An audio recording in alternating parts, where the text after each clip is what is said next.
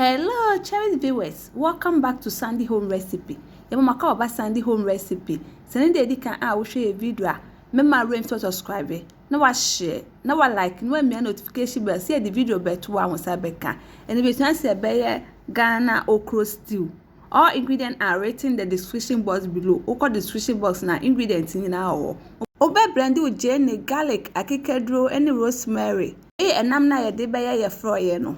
To dwene na ya de ntimidi kanu ayansa ye made ye wo fish ye wo poku ye wo nantwinam udi na begu saucepan mu na udi jene a wo twitwa ka ho ne de wo blend ye no agumu we na udi enchin teaspoon all purpose season enso aka ho na udi Maggi kakra by optional wo mpa wo mfa nka ho na udi so kakra agumu na wakata so emre si jas no wo ho a no wabie so na wanum kakra emra kotodwe ne ye made ne nantwinamiti su no na wo do fish no so abeka ho na wastimi eno so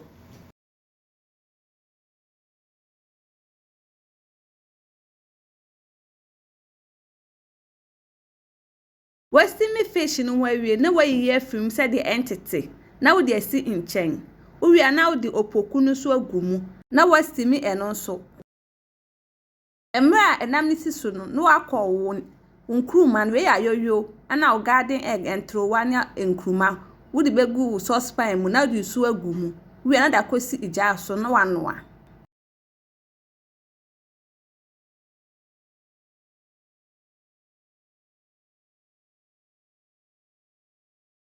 nti enam no aben na watwe asinchen o de saucepan asi ija so no ahwie palm oil agumu we na di kobi atom sanwa ne dra wuni kobi abetime yisu momone wode jene na watwitwa aka ho na wachemo kakra emuchi we na wode 2 tablespoon blended pepper agumu na no so wachemo ansa na yato aso wachemo awie no na wode chop tomatoes into fresh on watwitwa no wode agum na no so wachemo kakra wode blended onion and garlic agumu.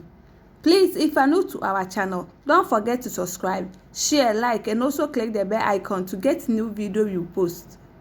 What they half teaspoon salt, half teaspoon Maggi, optional on fanka. No wa kohwe nkruma no. Uria na ode wonam na gufroye no for ene bia. Wo ma na siso kakra.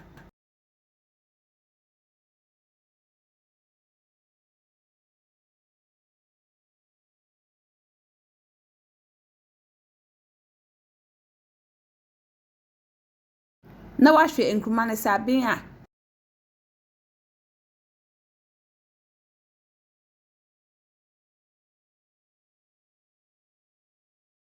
nkruma no aben na wakohwe agu ofroye ne mu yepma chone de dikan a wo hwe video a mema mu re fi subscribe na wa share na wa like na wa mia notification bell say the video beto a won sabeka obmana sisu kakra nsa na watwe nkruma stew no aben na wa serve adwa na pese wodidi no unya oba nku udokora betimi de edi. Please, if you are new to our channel, don't forget to subscribe, share, like, and also click the bell icon to get new video we post. Now this is our okro stew. Please like this video and subscribe to our channel.